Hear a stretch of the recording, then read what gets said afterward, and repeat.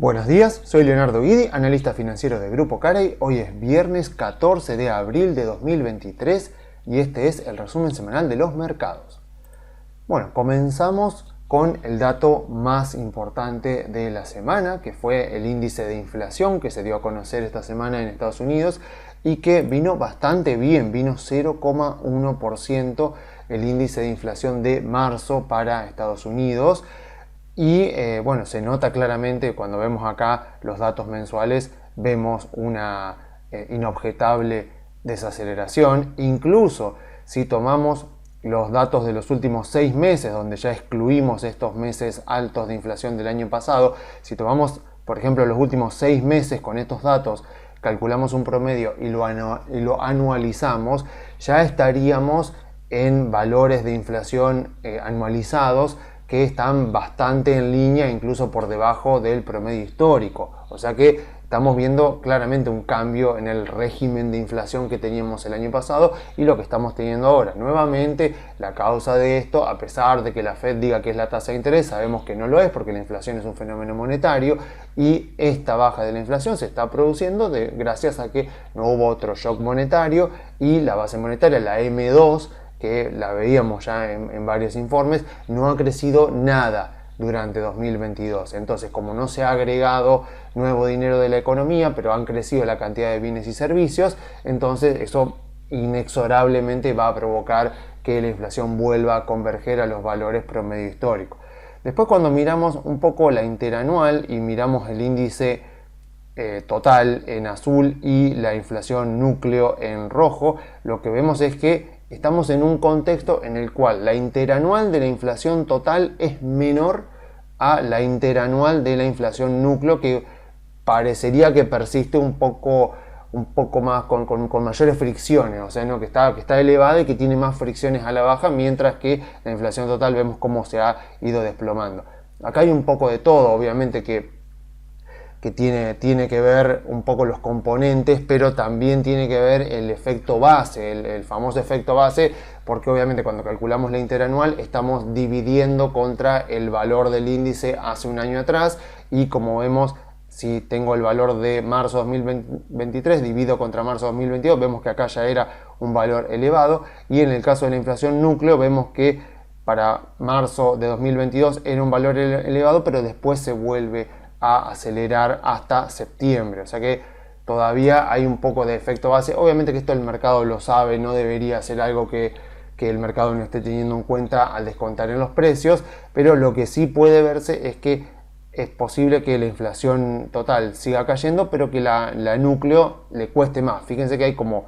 una fricción, ¿no? Que ha ido bajando, pero tenemos a la inflación núcleo en 5,6, mientras que la inflación interanual, la variación interanual de la inflación total está en 5. Bueno, la causa de esto, por supuesto, la vemos acá cuando empezamos a desglosar un poco, y la principal causa de este mes, de la gran desaceleración de este mes, está en energy, principalmente, que hubo deflación, hubo menos 3,5% de variación intermensual del ítem, todo lo ligado a energía. Vemos que hubo una deflación importante en todos los rubros de energy, y vemos que en comida, que también es un rubro importante y bastante volátil, hubo cero, o sea, no hubo variación en el promedio de ese ítem dentro del índice. Donde hubo más inflación fue obviamente en shelter, que sería en alojamiento, que es uno de los componentes principales de la inflación núcleo, que ahí es donde está también metido el tema de los alquileres, que es lo que más fricción ha tenido para bajar. Así que deberíamos considerar, y el mercado seguramente esto lo está teniendo en cuenta, de que la inflación núcleo va a tardar un poco más en bajar porque tiene más fricciones por los ítems que están incluidos en ella que la inflación total. Pero bueno, acá lo importante es la tendencia, acá lo importante es ver que los fundamentos de la inflación efectivamente nos siguen indicando que todo está dado para que la inflación continúe cayendo y que ya vuelva a promedios históricos en el segundo semestre del año, y que eso le dé efectivamente los argumentos necesarios a la Reserva Federal para efectivamente detener la suba de tasa de interés y eventualmente comenzar a bajarla. Entonces uno dice, bueno, pero entonces ¿cuál fue la reacción del mercado a este buen dato de inflación? A pesar de que la núcleo, como vemos, estuvo en 0,4, más o menos en línea con los meses anteriores, la total estuvo en 0,1. Bueno, ¿cuál fue la reacción del mercado ante este buen dato de inflación? Bueno, como vimos, medianamente positivo, o sea, bastante tibiamente positivo la reacción del mercado. O sea, seguimos por supuesto en lo que parecería ser un mercado alcista desde el 13 de octubre del año pasado. El mercado continúa teniendo esos momentos de volatilidad, como vimos con esa pequeña crisis bancaria que tuvimos el mes pasado, pero la tendencia parecería continuar siendo alcista. O sea, es todo lo que nos indican los índices. No podemos garantizar, no podemos asegurar que efectivamente estemos en un mercado alcista hasta el momento en que tengamos un nuevo récord histórico, pero la verdad es que cuando uno empieza a desglosar las causas que provocaron el mercado bajista anterior y ve lo que está pasando ahora, no hay ninguna duda de que uno tiene que estar considerando de que todo lo que provocó el mercado bajista anterior, principalmente la suba de las tasas de interés, la inflación y la incertidumbre provocada por la guerra en Ucrania, la invasión a Ucrania mejor dicho, y los problemas en las cadenas de suministro, principalmente por las cuarentenas interminables en China, todo eso la verdad que ha cambiado mucho durante este año. O sea, la inflación, como vimos, ya está bajando y volviendo a promedio histórico. La Reserva Federal, con motivo de que la inflación está bajando y con la crisis bancaria que podría estar gestándose si sigue subiendo las tasas de interés, no tiene mucho incentivo para seguir subiendo la tasa y más bien para empezar a bajarla. Después la guerra en Ucrania, la invasión a Ucrania, que ya se ha estancado, incluso Ucrania ha recuperado territorio y está en un punto muerto en este contexto, porque a Rusia afortunadamente le han salido mal las cosas. Y después, por otro lado, con el tema de China volviendo al 100% a la actividad económica mundial, reabriendo completamente su economía. Bueno, no hay que ser, la verdad, ningún genio para darse cuenta de que esos factores, esos fundamentos, esas causas que deterioraban, destruían el valor de las compañías, ya están pegando la vuelta y están recuperando mucho más durante este año, están tornándose mucho más favorables para la creación de valor para los accionistas, para la mejora en los ingresos de las compañías, para la baja del costo de capital, que eso es fundamental eventualmente cuando la Reserva Federal empiece a bajar las tasas de interés, y para el aumento de las ganancias de las compañías. Aún así y todo, vemos que efectivamente el mercado, la verdad que no ha reaccionado muy positivamente. Sí, es verdad que terminamos la semana bastante bien y con una semana positiva, pero no lo que tal vez uno esperaría de un buen dato de inflación que sigue confirmando que la inflación está en descenso y que sigue su camino hacia los promedios históricos. Entonces, ¿qué pasó? Bueno, una de las causas por las que se trata de justificar de que las acciones no hayan festejado tanto el dato de inflación es que se conocieron las minutas de la última reunión de la Fed. O sea que vendría a ser como una desgrabación para que uno pueda leer todo lo que se dijo en la última reunión de la Reserva Federal, donde se subió la tasa de interés, seguro lo recordarán. Y bueno, como ya lo he dicho anteriormente, o sea, pocos documentos deben ser tan aburridos de leer como ese y llenos de jerga de la Fed, o sea, de emitir palabras, escribir palabras sin decir realmente nada, o sea, diciendo nada, como es en ese documento de las minutas de la Fed. O sea, por lo general no remite la mayor importancia, pero bueno, en contextos de mercados bajistas, de mucha incertidumbre, donde se teme, por ejemplo, una recesión, donde la Reserva Federal ha subido mucho las tasas de interés y el mercado está con la expectativa de ver de cuándo las va a bajar. Bueno, ese documento cobra un poco más de importancia y bueno, efectivamente se conoció esta semana, o sea, las minutas de la Fed y básicamente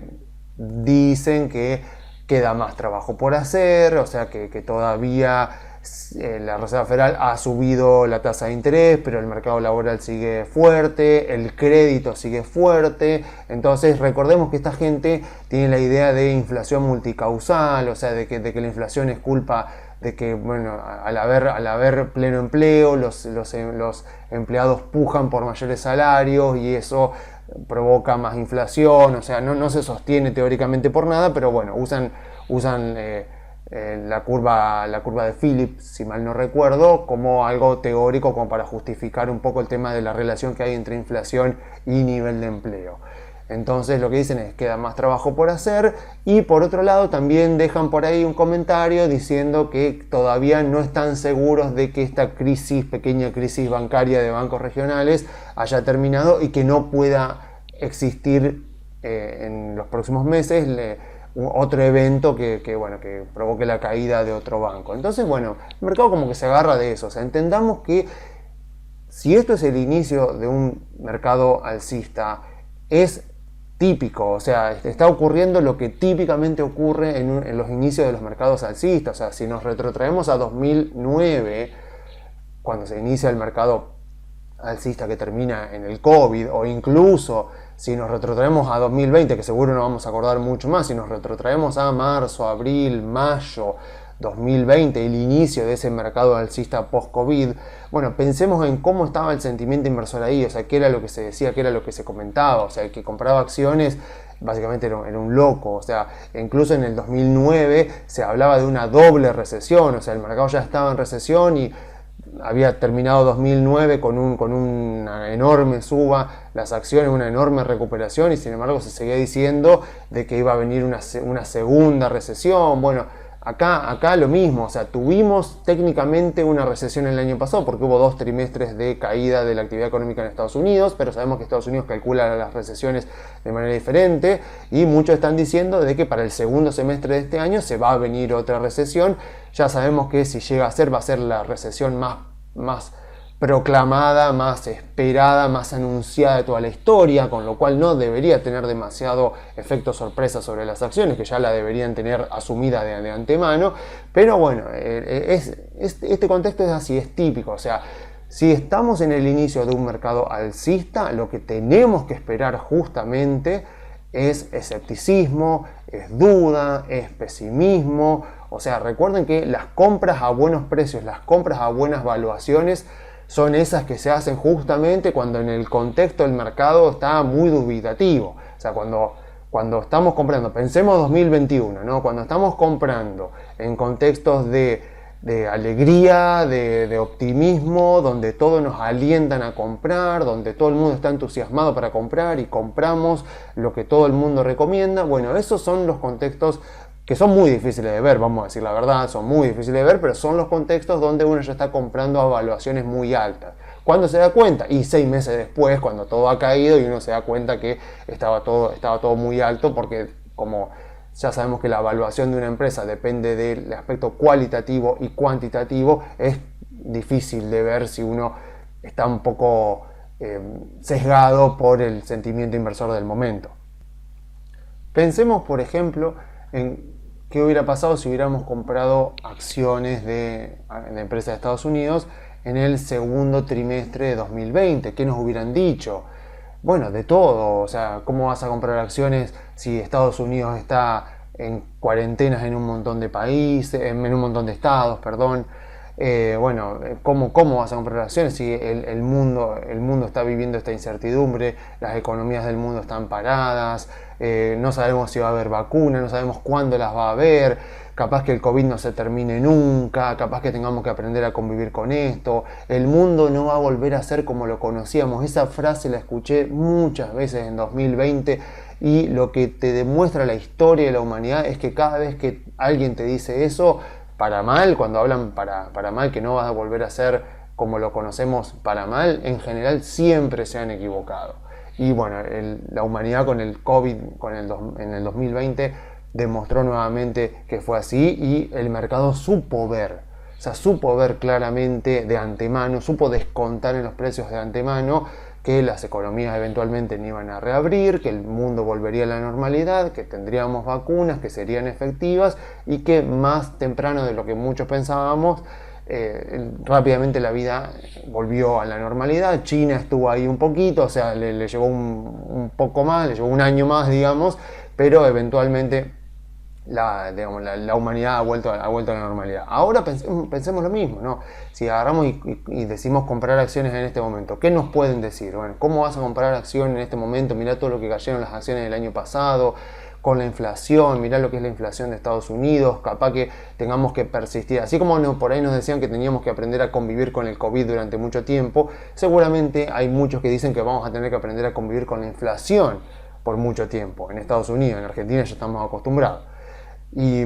qué sé yo, nos pueden decir también que cómo vamos a comprar acciones si se viene una recesión, etcétera, etcétera. Y yo creo que el mercado nuevamente está descontando correctamente que efectivamente lo peor ya pasó y que las probabilidades de que el futuro sea mucho mejor que lo que está descontado en los precios ya son cada vez más altas. O sea, pensemos que la Reserva Federal está diciendo que, bueno, que tiene que subir las tasas de interés una vez más y el mercado por lo menos ahora le está creyendo. O sea, si vamos a la herramienta que tiene el Chicago Mercantile Exchange, o sea, el mercado de futuros de Chicago, y tenemos los futuros de tasa de interés, podemos ver acá, en esta información pública, qué es lo que está descontando el mercado de futuro de tasas de interés con respecto a lo que hará la Fed en las próximas reuniones. Y vemos que para la reunión del 3 de mayo, lo que vemos es que en este momento la tasa está en 4,75% y vemos que el mercado en este momento descuenta que la Reserva Federal va a subir la tasa de interés 0,25 puntos. O sea, estos precios que vemos ahora ya están incorporando esta información en los precios, esta expectativa que vemos acá en el mercado de futuros de Chicago ya está, por obvias razones, porque son mercados que están interconectados, esto ya está incorporado actualmente en los precios. Pero por supuesto, también está descontado que si miramos la última reunión del año del 13 de diciembre de 2023, vemos que el mercado espera que la Reserva Federal lleve la tasa al 5%, pero por el momento, al día de hoy, para la reunión del 13 de diciembre, lo que espera el mercado en este momento, por lo menos el mercado de futuro de tasa de interés, es que para diciembre de este año la tasa de interés va a estar 0,75% abajo de ese 5% al que el mercado espera que la Fed lleve la tasa el 3 de mayo. Entonces, a pesar de que el mercado espera que la Fed suba una vez más la tasa, cuando miramos ya para fin de año, el mercado está descontando, y esto por supuesto ya está también incorporado acá en los precios, está descontando que eventualmente la Reserva Federal va a empezar a bajar la tasa y que la va a bajar 0,75% llegando a fin de año. Esto por supuesto no está escrito en piedra en lo absoluto, esto se va moviendo porque son las expectativas del mercado con respecto a lo que va a pasar con la tasa de interés, así como lo que vemos acá en el mercado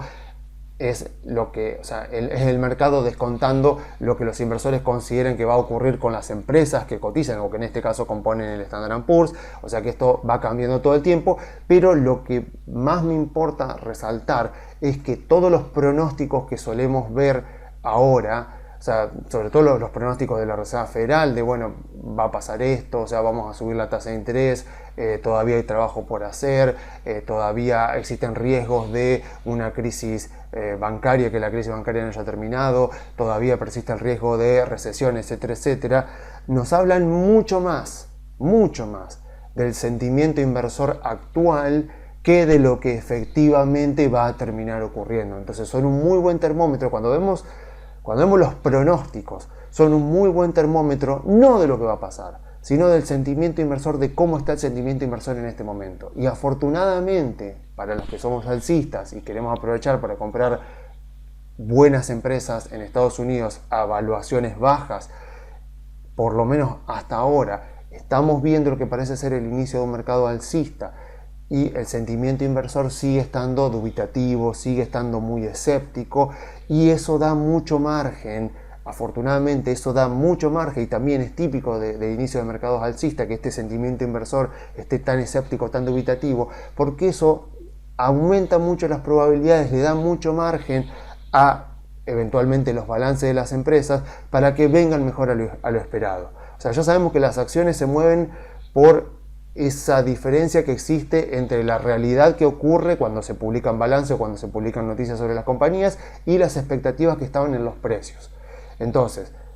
teniendo ahora un contexto que fomenta que las expectativas con respecto a los próximos balances de la compañía sean, no sé si decir pesimistas, pero sí bastante conservadoras, eso aumenta bastante las probabilidades, aumenta bastante las chances de que eventualmente la realidad que va a ser reflejada en los balances sea mayor a lo esperado, y eso es combustible para suba de las acciones, combustible para que efectivamente se termine solidificando un nuevo mercado alcista. Así que seguimos en este contexto, en esta oportunidad que nos está dando el mercado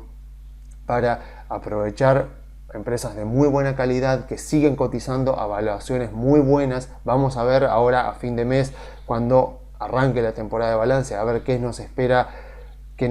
las noticias de las empresas, a ver qué ocurrió durante este primer trimestre, y veremos ahí si el mercado se sorprende para bien o para mal, para después ir viendo qué puede llegar a pasar seguramente durante los próximos trimestres, y ver si efectivamente el mercado está en lo correcto en ser tan dubitativo, tan escéptico con respecto a las compañías, o si efectivamente, como yo lo espero, el mercado está siendo demasiado conservador y la realidad, a pesar de que tampoco es que la economía está creciendo mucho ni en Estados Unidos ni en Europa, tampoco es una realidad de recesión, pero como el mercado espera recesión, si efectivamente no ocurre, bueno, eso va a ser más combustible para la mejora del sentimiento inversor y para la suba de las acciones, porque la realidad va a terminar siendo mejor a las expectativas, y eso es justamente lo que estamos aprovechando. Bueno, vamos ahora a Argentina, donde parece que las acciones se han recuperado luego de la baja que tuvieron con la crisis, la pequeña crisis financiera y bancaria en Estados Unidos. Vemos vemos esta baja fuerte que tuvo el Merval como resultado de la crisis, la pequeña crisis bancaria del Silicon Valley Bank, del Signature Bank, porque obviamente gran parte del Merval son bancos, e imagínense que si en Estados Unidos caían bancos regionales e incluso estaba en duda cuánto podía esto afectar a los bancos grandes, imagínense lo que puede repercutir en bancos de mercados emergentes y más aún de mercados de frontera como Argentina. Así que ahí tuvimos una muy linda oportunidad, un par de días, incluso una semana, unas 2 semanas, en las cuales las acciones argentinas nos dieron nuevamente una oportunidad para aprovechar muy buenos precios de entrada. No quiere decir que ahora los precios no sean buenos, pero bueno, justo en ese contexto, sobre todo las acciones bancarias dieron bastante buenas oportunidades para comprar. Igual las otras también, porque incluso las distribuidoras de gas, las transportadoras, las del sector de utilities también dieron bastante oportunidad. Y bueno, ahora ya se han recuperado, digamos que más o menos hemos vuelto a la misma idea que teníamos acá durante enero, febrero, más o menos con un Merval cotizando en esta zona, y nuevamente poniendo el foco, por lo menos los accionistas, en la expectativa electoral, que obviamente cada vez se acerca más. En aquel momento, o sea, hace 2-3 semanas, cuando ocurre esta incertidumbre por la caída del Silicon Valley Bank y la posibilidad de que eso se propague y termine siendo una crisis más grande, obviamente que ahí eso imperaba mucho más, porque podría implicar que Estados Unidos entonces sí va a tener una crisis más grande, o sea, algo más típico de mercados bajistas, donde hay alguna caída de alguna empresa grande. Bueno, afortunadamente eso no pasó. Cuando esa incertidumbre se resolvió, vemos que otra vez el Merval ya ha vuelto a los valores que tenía antes de esta pequeña crisis bancaria de mediados de marzo. Entonces, a ver, hoy por ejemplo se conoció el dato de inflación, 7,7%, o sea, altísimo el dato de inflación. Y bueno, no podemos esperar mucho más. O sea, pensemos que Argentina es un país muy presidencialista, y si se ocurre como ocurre ahora, donde el presidente no tiene ninguna credibilidad y ninguna autoridad, y el equipo económico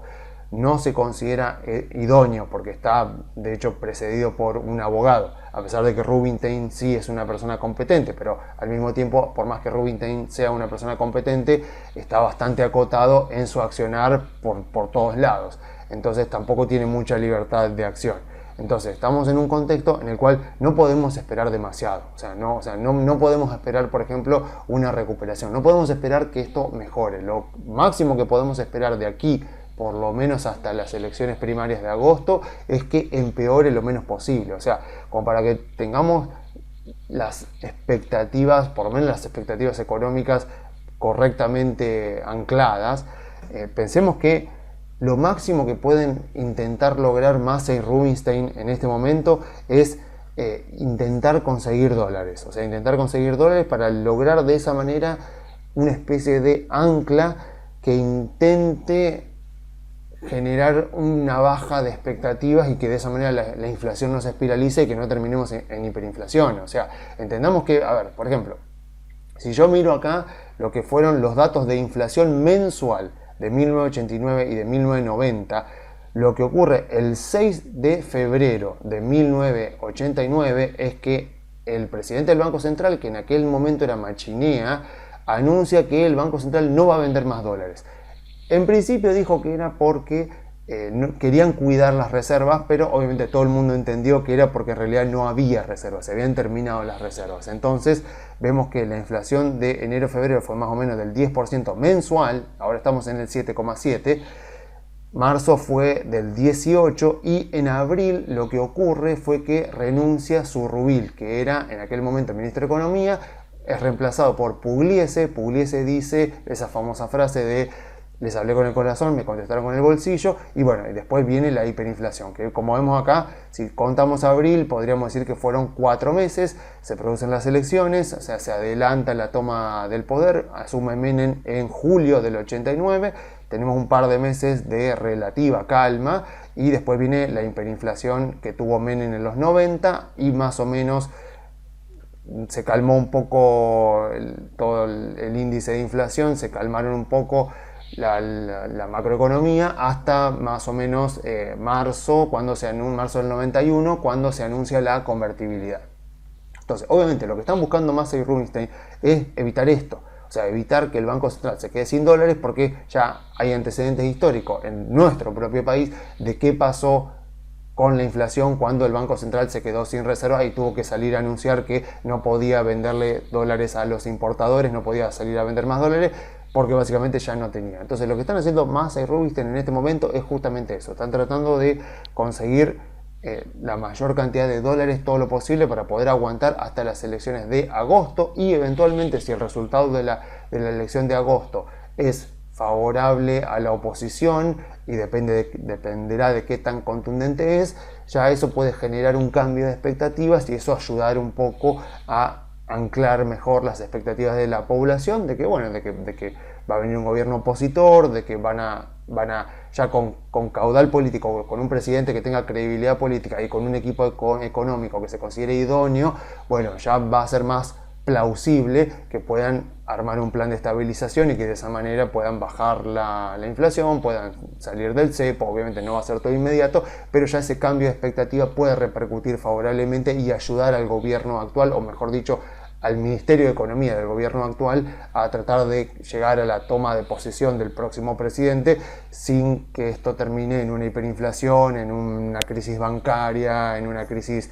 financiera y peor aún en un estallido social. O sea, básicamente Massa y Rubinstein están tratando de lograr eso. Van a intentar hacer todo lo posible para conseguir la mayor cantidad de divisas posibles para mantener la economía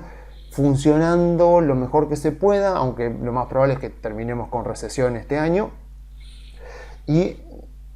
hacer todo lo posible para que esto no se espiralice y que la inflación más o menos se mantenga, aunque sea en estos niveles, o sea, que no se siga acelerando, porque sabemos por los antecedentes históricos cómo terminó eso, y terminó bastante mal. Entonces, la expectativa tiene que ser esa, o sea, la expectativa es que en el mejor de los casos, por lo menos en cuanto a la macroeconomía, más o menos seguiremos por esta tendencia y pongámonos contentos si esto no empeora demasiado, porque lo cierto es eso, tenemos un presidente que no tiene ninguna autoridad, ninguna credibilidad, y un equipo económico que trata de hacer lo que puede con lo que tiene, y obviamente que no tiene tampoco ninguna credibilidad, ningún respaldo de ningún tipo. Entonces lo máximo que podemos esperar es esto, es tratar de que consigan dólares para evitar que la inflación se espiralice, tratar de mantener las ventas de dólares a importadores para seguir ayudando a que esto no se transforme en una fuerte recesión, y eventualmente tratar de entregar el poder sin que haya ningún tipo de hiperinflación ni ningún tipo de estallido social. La buena noticia de todo esto que dije es que si uno es inversor y está interesado en invertir en acciones argentinas, estamos en un excelente momento para hacerlo. Como ya decía anteriormente, las buenas compras, las buenas inversiones son esas que duelen un poco, aquellas que que nos hacen dudar porque estamos invirtiendo, estamos comprando acciones en un contexto de mucha incertidumbre, en un contexto donde el consenso va en contra nuestra, donde uno diría, ¿por qué estás comprando acciones argentinas en este momento? ¿No ves la inflación del 7,7%? ¿No ves que esto va cada vez peor? ¿No ves que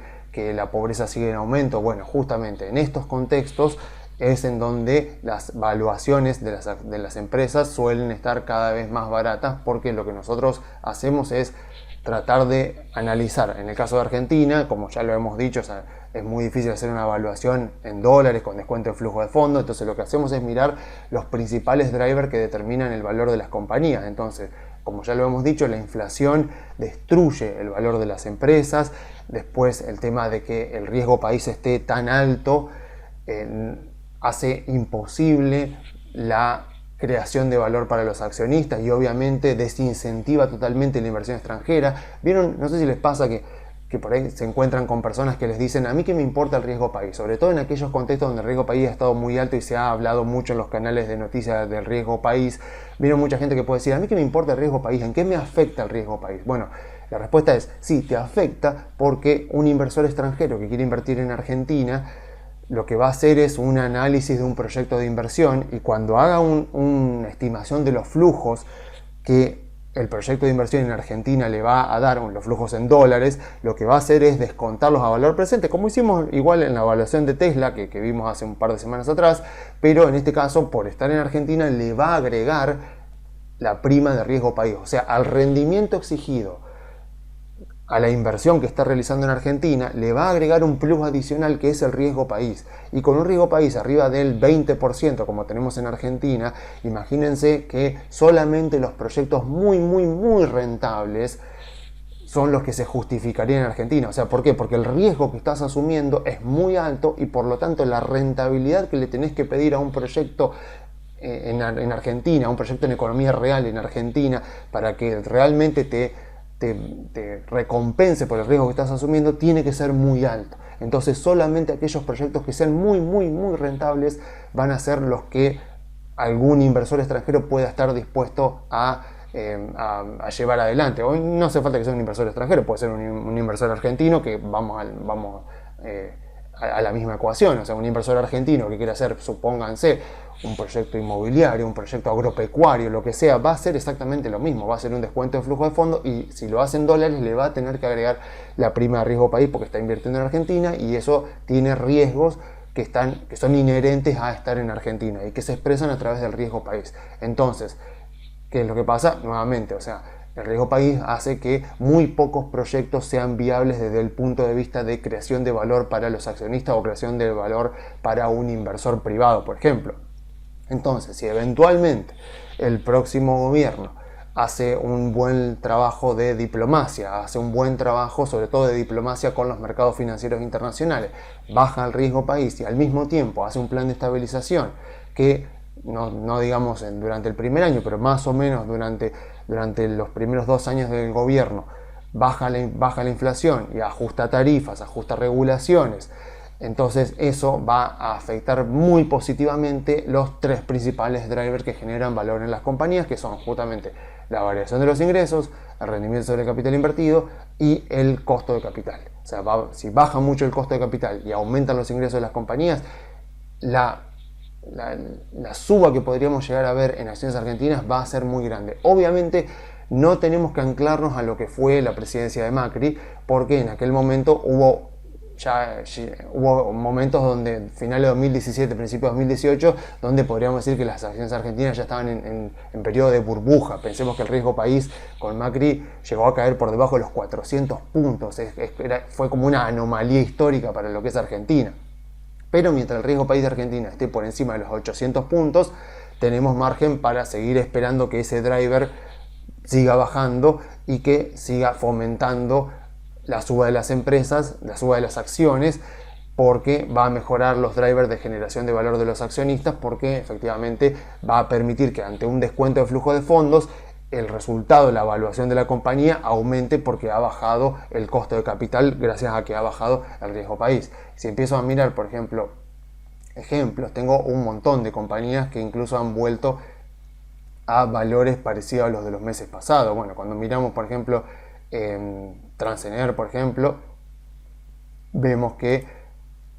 se ha recuperado un poco desde la baja de mediados de marzo, pero todavía sigue muy abajo de lo que son los mejores momentos. Como les decía recién, yo no espero, por ejemplo, que Transener vuelva a estar en $3, pero si uno más o menos toma una medición desde 0,6 más o menos que está ahora, 60 centavos de dólar, y uno dice, bueno, a ver, si yo miro valores por acá, estoy hablando de 150% en dólares, que es nada despreciable, 200% en dólares, y no estaría llegando a los valores de burbuja que tuvimos en finales de 2017, principios de 2018. Si uno mira, no sé, por ejemplo, bueno, en la mayoría de las acciones argentinas voy a encontrar situaciones similares. Si yo miro Autopista del Sol en dólares, veo que en el momento burbuja, podríamos decir, llegó más o menos a $7, 6,50 más o menos por acá, y vemos que ahora está en $1,17, y lo mismo, si yo más o menos tomo la medición desde ahí más o menos, tomo la medición, digo, bueno, para llegar al momento más alto de la presidencia de Macri, hay que subir más o menos 400%, pero yo digo, si puede ser que yo considere que va a subir más o menos la mitad, estoy hablando de un 200% en dólares que podría llegar a subir Autopista del Sol, si efectivamente se hacen ajustes de tarifas, si le mejoran el modelo de negocio a esta compañía, pero sobre todo las cosas si le mejoran la fuente de ingresos. Si a esta empresa le mejoran la fuente de ingresos con ajustes tarifarios y le bajan el costo de capital gracias a la baja del riesgo país, es de sentido común, o sea, es sentido común que esta acción debería recuperarse muchísimo, 100% en dólares casi con seguridad, y veremos mucho más. Obviamente no nos anclemos a que vuelva, por ejemplo, a los $6, porque este contexto era un contexto donde había muchas señales de burbujeo en las acciones argentinas, porque no había razones, o sea, no había razones para esperar tanta evaluación de las compañías, no tanto porque las empresas no dieran para valer eso, sino principalmente porque el gobierno no estaba haciendo, y después se demostró que efectivamente no los estaba haciendo, que no estaba haciendo los ajustes necesarios para efectivamente bajar el endeudamiento, para fomentar el comercio internacional, para bajar la carga fiscal de las compañías, bueno, todo lo que después terminó revirtiéndose, y fue una de las causas por las cuales obviamente después Macri pierde también las elecciones. Pero después, bueno, Distribuidora Gas Cuyana, por ejemplo, la última que voy a mostrar hoy, esta se ha recuperado bastante, pero claro, cuando miramos los mejores momentos pasa lo mismo, ¿no? O sea, estamos a $3,50, digo, bueno, hoy estamos en 50 centavos de dólares más o menos, digo, bueno, el momento más alto fue 500% en dólares más o menos, pero si yo miro más o menos por acá, digo, bueno, a ver, 250% en dólares es un valor al que perfectamente podría volver esta compañía, y no estaríamos hablando de este momento donde uno podría decir, bueno, pero este momento fue algo muy extremo, no deberíamos esperar que se repita. Bueno, no esperemos que se repita, pero vemos que incluso siendo más conservadores con respecto a qué es lo que puede pasar con las empresas argentinas ante un gobierno opositor, estamos hablando de 100, 200% en dólares, que es pero impresionante para lo que puede llegar a conseguir un inversor. Obviamente que esto no es gratis, obviamente que las acciones argentinas están dando estos rendimientos porque el riesgo que estamos asumiendo es muy alto, hay mucha volatilidad, no hay un 100% de garantía de que la oposición va a ganar las elecciones, y por otro lado todavía no está descontado en los precios, porque si no ya veríamos precios más altos, no está todavía descontado en los precios todas las expectativas de qué es lo que eventualmente hará un próximo gobierno de la oposición. Suponemos obviamente que a medida que surja esa información, porque hasta este momento la verdad que, siendo sinceros, el único que ha dicho con mucho detalle qué es lo que va a hacer si es presidente es Milei, que ha hecho todo un detalle de qué es lo que haría para bajar la inflación, para dolarizar la economía, bueno, todo lo que seguramente cualquiera que ha escuchado a Milei hablando ya lo debe saber, pero por ejemplo Larreta, Bullrich, que hoy por hoy juntos serían los candidatos que aglutinarían la mayor intención de voto cuando sumamos los votos de los dos, ninguno ha dado muchos detalles de qué es lo que va a hacer para bajar la inflación, para reactivar la economía, para solucionar el problema de deuda cuasi fiscal que está ahí dentro del Banco Central con las LELIQs, para volver a los mercados internacionales, para intentar bajar el riesgo país. Ninguno ha dado demasiados detalles y son los, digamos, Juntos por el Cambio es el que en conjunto tiene una mayor intención de voto. Entonces, estamos en un contexto en el cual las acciones argentinas están claramente subvaluadas si tenemos en cuenta, si consideramos que la oposición va a ganar las elecciones, y por el momento no se ha incorporado en los precios toda la información referente a qué podría llegar a pasar con las compañías si la oposición gana las elecciones. O sea, qué presidente, o sea, dependiendo de qué presidente gane las elecciones van a ocurrir cosas diferentes, pero en todos los casos tendríamos que considerar que cuando miramos los principales drivers que generan valor en las compañías, los tres van a mejorar, gane cualquiera de los candidatos de la oposición. Esa información, por ahora vemos que el mercado está siendo mucho más precavido. Si miramos los ADR, yo ahora justo acá mostré empresas que no tienen ADRs, pero si mostramos ADRs veríamos que sí que se han recuperado mucho más. Si miramos Transportadoras del Sur, si miramos Galicia, si miramos Macro, vemos que ya las subas que tienen que tener esos ADRs para llegar al récord histórico están más bien en el orden del 100% y en algunos casos incluso menos del 100% en dólares, que sigue siendo un montón, pero que ahí ya uno está notando que por lo menos en el exterior, por lo menos en las empresas argentinas que cotizan en el exterior, sí que ya se está viendo un mayor apetito por riesgo argentino ante una expectativa de un cambio de gobierno para finales de este año. Entonces, estamos en este contexto interesante en el cual hay mucha incertidumbre y esa es la razón justamente por la cual estamos con este contexto de empresas de valuaciones muy bajas, a pesar de que todo el mundo está considerando que la oposición va a ganar las elecciones, pero como todavía falta tanto, esa incertidumbre nos ayuda a que por ahora las valuaciones sigan siendo bajas y que tengamos una gran oportunidad si es que estamos dispuestos a asumir el riesgo. No nos olvidemos, esto no es gratis, esto es el resultado de asumir un gran riesgo, mucha incertidumbre en acciones argentinas y en bancarnos la volatilidad que puede venir desde que compramos hasta todo lo que sea campaña electoral, todo lo que sean las elecciones y el primer año por lo menos del próximo gobierno. O sea, el resultado, la recompensa puede ser muy buena, pero porque justamente estamos asumiendo mucho riesgo, estamos dispuestos a tolerar altos niveles de volatilidad. Y si lo hacemos ahora, mejor todavía porque estamos invirtiendo antes de que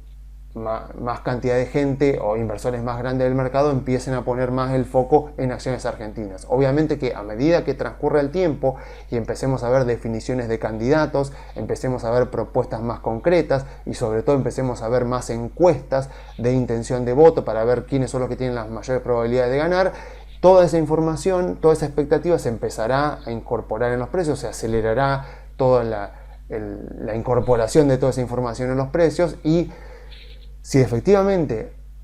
la información que va fluyendo nos va confirmando de que la oposición es la que con más probabilidad va a ganar las PASO y las elecciones de octubre, bueno, eventualmente eso tendría que ya fomentar que grandes inversores empiecen a considerar que vale la pena el riesgo para invertir en acciones argentinas y entonces ahí vamos a empezar a ver nuestra recompensa y más aún si efectivamente se da ese escenario, la oposición gana las elecciones y termina dándose durante el próximo año que el próximo gobierno vuelve a los mercados internacionales, baja el riesgo país, hace un plan de estabilización que ayuda a bajar poco a poco la inflación, que eso fomenta también una baja de impuestos o una eliminación de regulaciones y las empresas argentinas empiezan a poder funcionar mejor y mejoran los ingresos, mejoran los márgenes de rentabilidad, mejora el rendimiento sobre el capital invertido y por lo tanto mejora la creación de valor para los accionistas, todo lo cual debería verse reflejado por supuesto en los precios de las acciones. Así que tanto en Estados Unidos como en Argentina seguimos teniendo muy buenas chances porque estamos por razones muy diferentes, pero estamos en contextos muy similares de acciones que se están recuperando en contextos donde todavía el mercado en su mayoría parece estar escéptico, dubitativo con respecto a que el futuro va a ser mejor al presente. Así que en ambos casos yo creo que tanto en Argentina como en Estados Unidos el futuro parece que va a ser mucho mejor a lo que está descontado en los precios, así que tanto en Estados Unidos como en Argentina las acciones están a muy buenas valuaciones, con expectativas muy interesantes. Obviamente en ambos casos los riesgos son diferentes, por lo tanto tenemos justamente para aquellos inversores de riesgo moderado y aquellos inversores de riesgo alto muy buenas oportunidades de inversión en acciones de Estados Unidos y en acciones de Argentina. Para inversores de bajo riesgo, como ya lo hemos comentado anteriormente, las obligaciones negociables son lo ideal. O sea, aquellas personas que tienen un horizonte de inversión muy corto, o sea que necesitan su dinero, necesitan tenerlo disponible dentro de un mes, dentro de 2 meses, dentro de 3 meses, lo mejor son las letras que están rindiendo más o menos 125, 130%, pero aquellos inversores que pueden aguantarse al menos 6 meses la inversión, lo ideal sería para aquellos inversores de muy bajo riesgo, que no quieren arriesgarse a perder capital, las obligaciones negociables son un instrumento excelente de Telecom, de Mastelone, de Geneia. Son excelentes instrumentos que están rindiendo 9,5 más o menos, entre un 9 y un 10% en dólares. Pagan en dólares, están denominadas en dólares, o sea que me cubren contra cualquier tipo de devaluación y encima me pagan cupones en dólares y el rendimiento, estamos hablando de un rendimiento muy atractivo. Así que para todos los horizontes de inversión, para todos los perfiles de riesgo, tenemos instrumentos disponibles, así que aprovechémoslo porque el plazo fijo está dando tasa negativa y tenemos en los mercados de capitales alternativas para obtener rendimientos positivos en términos reales, para cubrirnos contra la inflación, para cubrirnos contra la devaluación y para aquellos que son un poco más arriesgados, aprovechar y armar portafolios en activos financieros que tienen tanto en Estados Unidos como en Argentina expectativas muy interesantes de crecimiento para lo que resta de este año y por supuesto también para el año que viene. Así que yo me despido dejándole las vías de comunicación. Se pueden comunicar enviando un mail a info@grupocarey.com.ar o a contacto@grupocarey.com.ar.